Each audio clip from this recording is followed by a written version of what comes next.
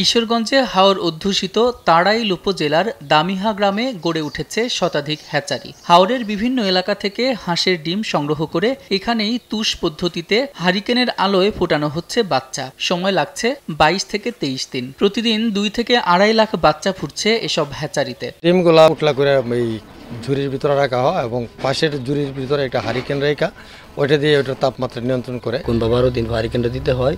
এরপরে যে মনে করেন যে ডিমটা ফুরানো হয়, এরপরে নিজে থেকে ডিমটা তাপ দেয়। প্রত্যেক মাস 1 থেকে 1.5 লক্ষ বাচ্চা ফুরানো হয়। 5 শতাধিক খামারি সহ অন্তত 5,000 মানুষের কর্মসংস্থান এখানে। হ্যাচারিকে ঘিরে দামিহা বাজারে গড়ে উঠেছে 20টি আড়ত। ব্যবসা বাড়াতে সহজ শর্তে ব্যাংক ঋণ চেয়েছেন আড়ত মালিকরা। বিভিন্ন জায়গা থেকে লয়া ওইটা আবার আমরা ফেসারি দিই, আর বাকি যেটা লোকাল আয়া এটা আমরা টাকা সেল দিই। সরকারের কোনো সহযোগিতা আমাদের এটার ব্যাপারে আমরা পাইছি না। আর্থিক সহযোগিতা বা কোনো কিছু সরকার আমাদের এগুলোর প্রতি কোনো নজর দিচ্ছে না।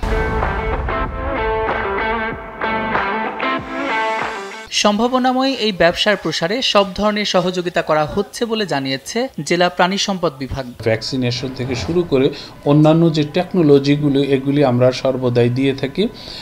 পাশাপাশি ব্যাংক লোনের জন্য বিভিন্ন পরামর্শ দিয়ে থাকি এবং এ ব্যাপারে আমরা ব্যাংকে সরাসরি কথা বলে তাদেরকে লোনের ব্যাপারে আমরা সহযোগিতা দেওয়ার চেষ্টা করে থাকি। শীতের 4 মাস বাদে বছরের বাকি 8 মাসে প্রায় 6 কোটি বাচ্চা ফোটানো হয়, যার আর্থিক মূল্য কম বেশি 200 কোটি টাকা। সময় সংবাদ, কিশোরগঞ্জ।